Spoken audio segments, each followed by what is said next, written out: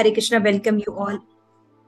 Welcome you all in the class. आज की Monday class में आप सभी वैष्णव का बहुत बहुत स्वागत है। आज हम श्लोका नंबर नारद भक्ति सूत्र का 44 पढ़ने जा रहे हैं। काम क्रोध मोह स्मृति भ्रंश बुद्धि नाश सर्वनाश कारणवाद। तो इसमें नारद मुनि बता रहे हैं कि भक्तों का संग, पहले उन्होंने बताया कि भक्तों का संग जो है भगवत कृपा से प्राप्त होता है और हमें सत्संग करना चाहिए और साथ साथ हमें दुसंग का सर्वदा त्याग करना चाहिए। उसके बाद बताते हैं कि काम क्रोध मोह स्मृति भ्रंश बुद्धि नाशा सर्वनाश कारणवाद। कि दुस्सह काम जो है क्रोध विभ्रम विस्मृति बुद्धि नाश एवं सर्वनाश का कारण है। काम जो है सब चीज का कारण है। ठीक है, आइए पढ़ते हैं तात्पर्य श्री प्रभुपाद के द्वारा। श्री प्रभुपाद की जय। पद्मा माता जी पढ़िए। कोई सोच सकता है कि भक्ति योग से उच्च स्तरीय विषयों की व्याख्या करने के पश्चात नारद दूरसंग के प्रभावों की चर्चा क्यों कर रहे हैं, किंतु जन्म मृत्यु रूपी भव सागर को पार करने में गंभीर लोक के सिवा अन्य कौन इस चेतावनियों की परवाह करेगा। संन्यास आश्रम में भक्ति में सेवा का अभ्यास करने वालों का भी पतन हो सकता है, जैसे चैतन्य चंद्रोदय नाटक 8.23 में कहा गया है। निश्चिंतस्य भगवत भजनो मुखस्य मुखस्य पारं परं पार जगद्विशो भवसागरस्य। भवसागर्यस्य श्री सदर्शनम विषयीनाम अर्थयोषितां च हा हतम हतम विष भक्षण तो अप साधु।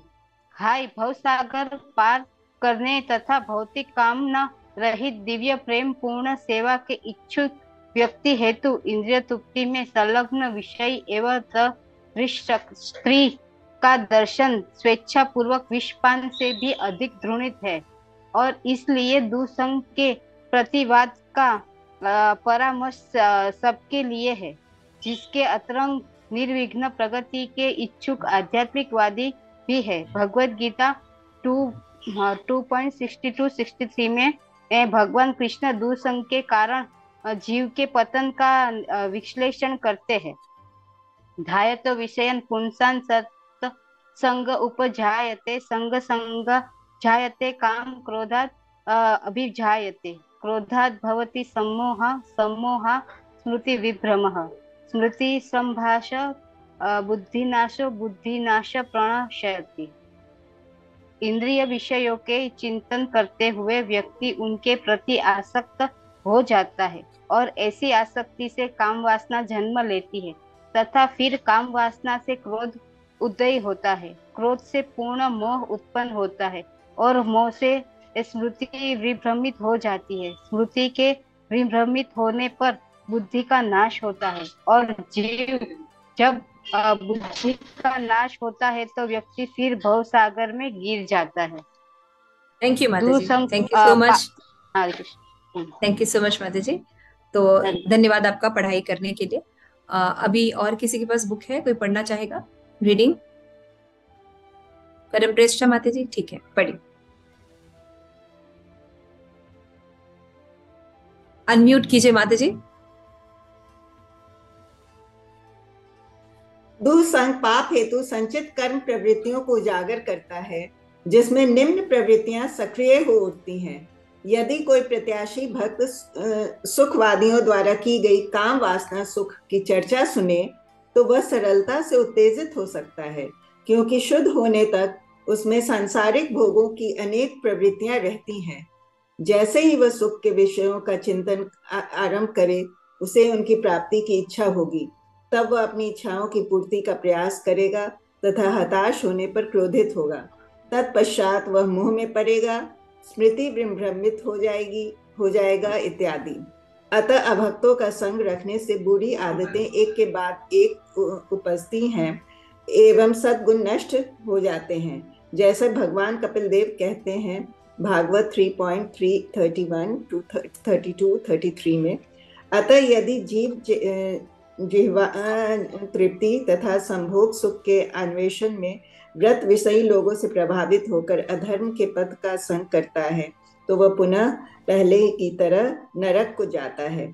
यह सत्यवादिता, शौच, कृपा, गंभीरता, आध्यात्मिक बुद्धि, ताजा, लज्जा, तप, यश, क्षमाशीलता, मन का नियंत्रण, इंद्रियों का नियंत्रण, सौभाग्य तथा अन्य ऐसे अवसरों से रहित हो जाता है। न केवल नीरे मूर्ख अपितु तपस्वी ऋषि भी यदि वे भक्त न हो दुसंग माने जाते हैं।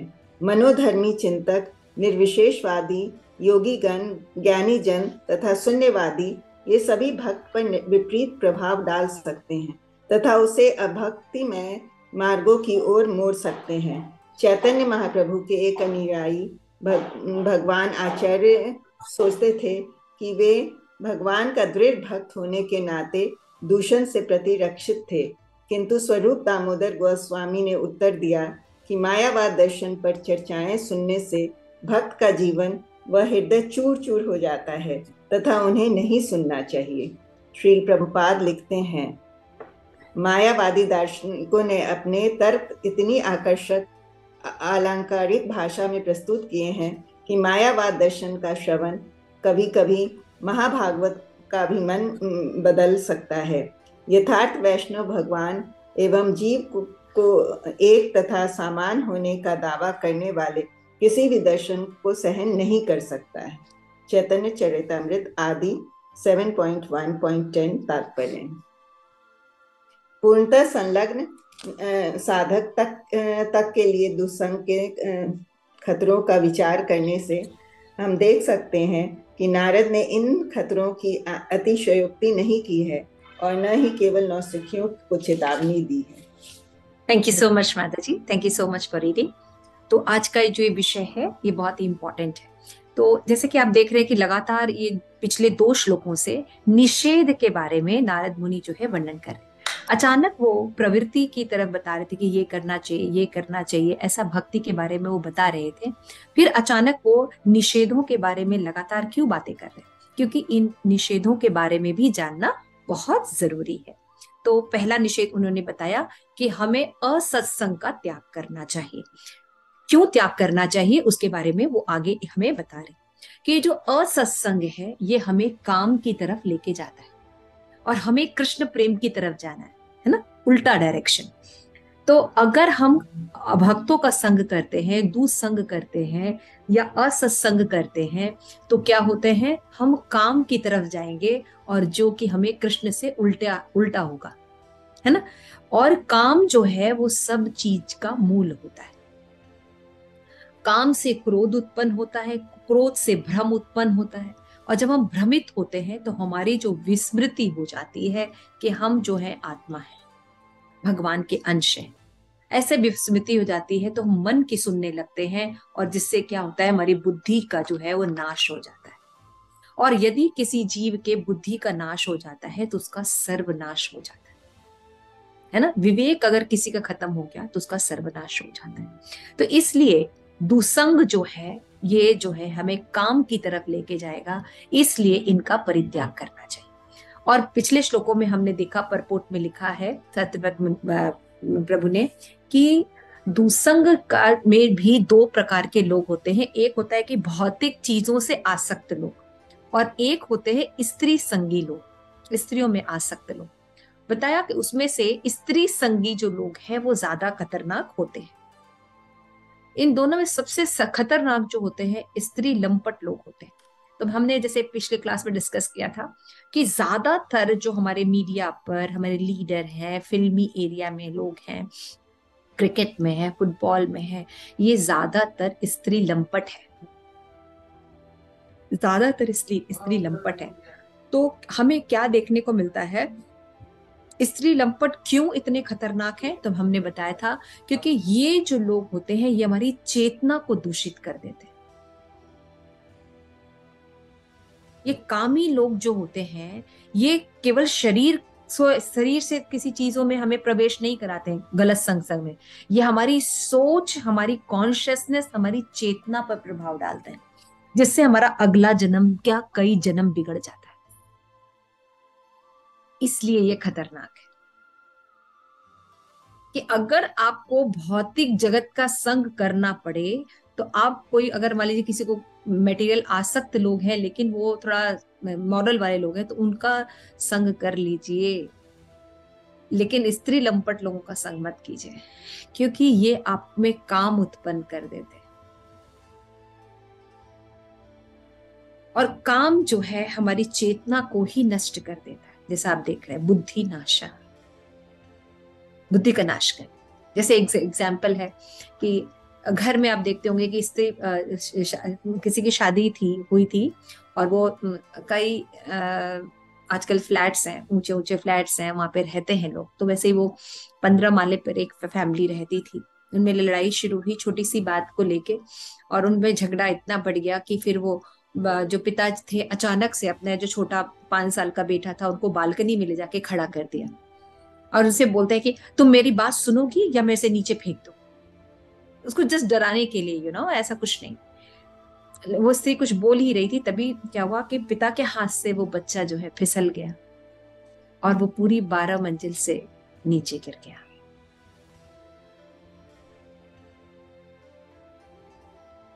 पूरी 12 मंजिल से वो नीचे गिर रहा था। जैसे ही वो गिर रहा था उसकी माँ ने देखा, बिना कुछ कहे उसके पीछे गिर गई।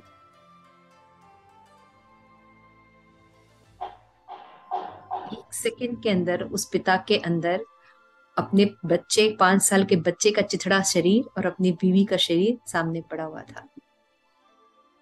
ये दृश्य सामने बालकनी में एक वृद्ध व्यक्ति देख रहे थे। उनका वही हार्ट अटैक हुआ और मृत्यु हो गई।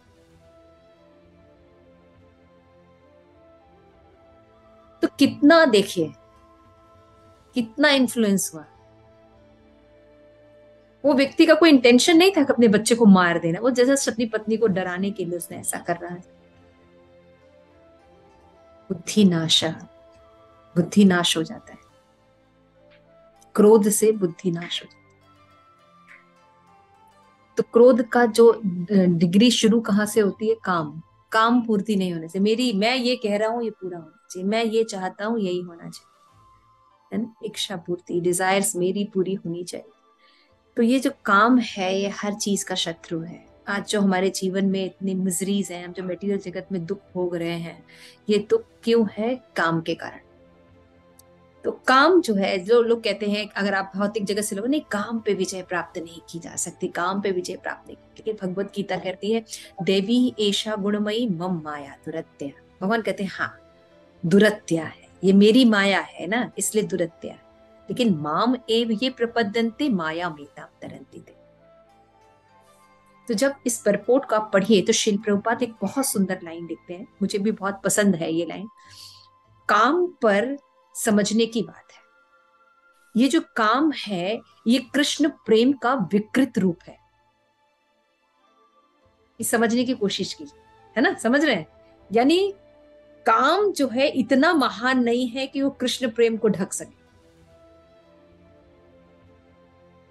यानी सर्वश्रेष्ठ जो है वो कृष्ण प्रेम है, लेकिन जब ये इसमें विकृति आ जाती है तो ये काम में परिणत हो जाता है।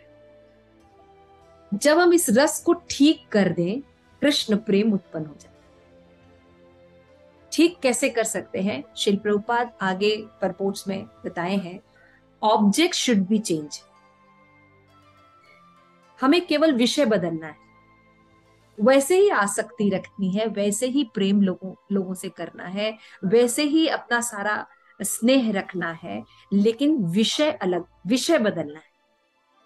हमें विषय जो है वो कृष्ण कर देना है। जब हम विषय को कृष्ण कर देंगे तो ये जो काम है ये प्रेम में बदल जाए, और ये हमारा आदि स्वरूप है, आदि रस है ये। तो जैसे ही हम एक ऑब्जेक्ट यानी विषय बदल देते हैं, खाना खाते हैं विषय बदल देते हैं, है ना, चलते हैं फिरते हैं, सोचते हैं, बैठते हैं, उठते हैं, संग करते हैं, दोस्ती करते हैं, मिलते हैं, जुलते हैं, रिलेशन करते हैं, बच्चे उत्पन्न करते हैं, बच्चे पैदा करते हैं, बच्चे बड़े होते हैं, सोसाइटी में जाते हैं, खरीदते हैं, मॉल जाते हैं, एनीथिंग, उसका सेंटर पॉइंट अगर कृष्ण हो जाते हैं तो वो काम नहीं, वो भक्ति हो जाता है, हमारा आदि रस हो जाता है। इससे हमारी आत्मा नरिश होने लगती है, हमारा साक्षात्कार हो जाता है, भगवत साक्षात्कार होने लगता है, संबंध ज्ञान जो है स्टैब्लिश हो जाता है, अभिदेय हो जाता है, और प्रयोजन यानी कृष्ण प्रेम हमें प्राप्त हो जाता है। ये बहुत सरल, ये ज्ञान बहुत समझ में आना चाहिए। इसलिए नारद मुनि हमें ये समझा रहे हैं कि हमें दुष्प्रभावों का यानी नेगेटिव जो है, जो हमें भक्ति से इधर उधर लेके जाते हैं, उनका क्या करना चाहिए, त्याग करना चाहिए। हमें ऐसे लोगों से नहीं मिलना चाहिए जो हमें भगवत भक्ति से इधर उधर लेके जा रहे हैं।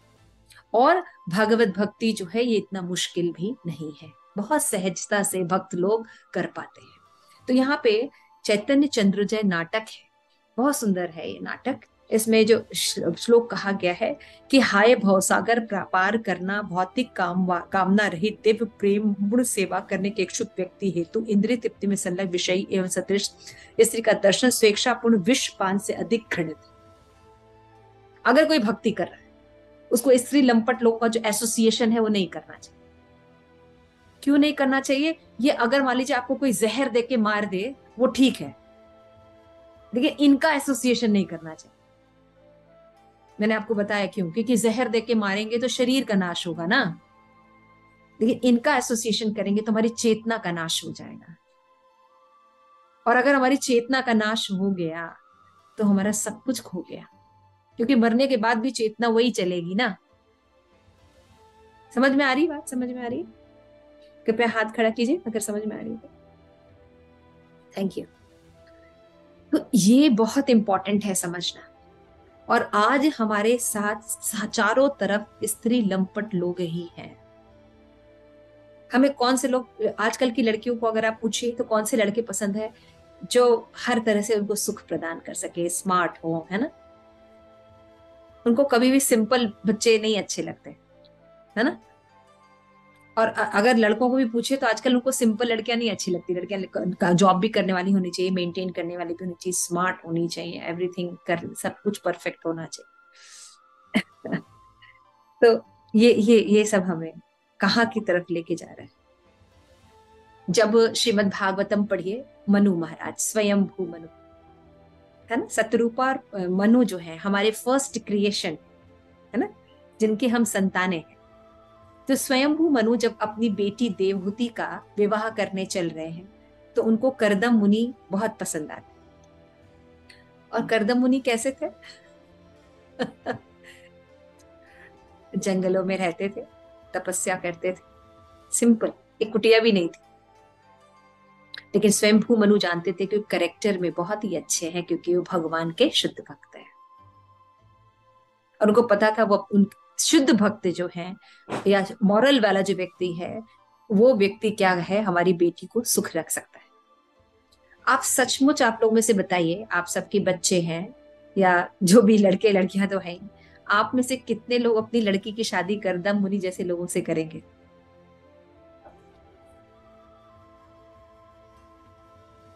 आनंद प्रदा करेगी, आनंद प्रदा कर चुकी है इसलिए करेगी। आनंद प्रदा कर चुकी है इसलिए करेगी। तो तुम्हारा हम लोग कंसिडर नहीं कर सकते। माता जी, बच्चों की शादी होगी। एक चीज मैं बोलती हूँ। अभी जो मेरी बड़ी लड़की है, जो बहू आई, वो उसका रंग साफ है। जो छोटी वाली आई, तो जब वो लव मैरिज है, जब उसको देखा तो बेटे ने बोला, मम्मा उसका रंग गोरा नहीं है। तो मैंने वो जो मुझे मिलाने लेके गया, तो मैंने उसको एक ही बात बोली, बेटा मेरे लिए ना शरीर मायने नहीं रखता, आपका स्वभाव, आपके अंदर की सुंदरता मेरे लिए मायने रखती है, मुझे बस सिर्फ वो चाहिए। तो माता जी, ये जो ऊपरी दिखावा है ना, ये ठीक नहीं है। अंदर का हृदय जो है ना, वो साफ होना चाहिए, वो सुंदर होना चाहिए। जैसे भगवान कृष्ण को, जैसे आप बता रहे थे उस दिन, भगवान कृष्ण काले हैं लेकिन उनका हृदय गोरा है ना, तो हमें वो रंग उनका उतना प्यारा लगता है, क्योंकि रंग काला है लेकिन हमें बहुत पसंद है। ठीक है, ये मॉरल साइंस बहुत अच्छा है, लेकिन आज की दुनिया में कितने लोग इसका पालन करते हैं? मुझे हाथ उठा के बताइए। एक व्यक्ति ने हाथ उठाया, बस इसी से पता चल जाता है क्या मॉरल साइंस कहाँ।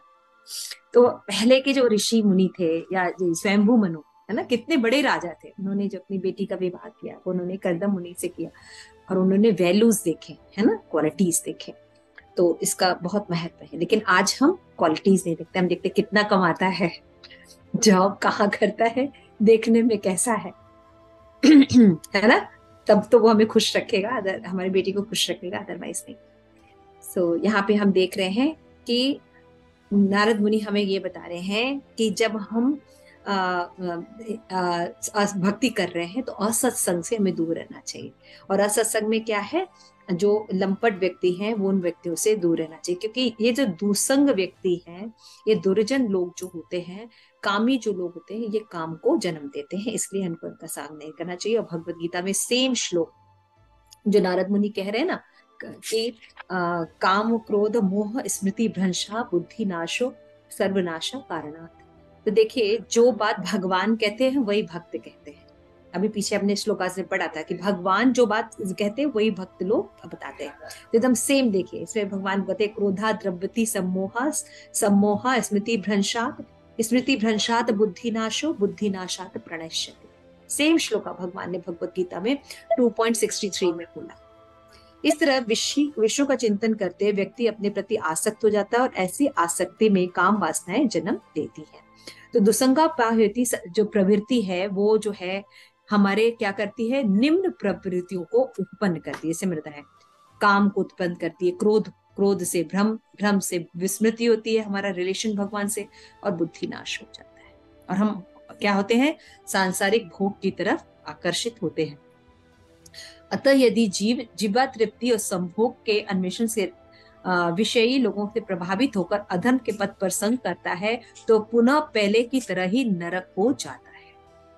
ये हमेशा समझना चाहिए कि हम नरक की तरफ चले जाएंगे।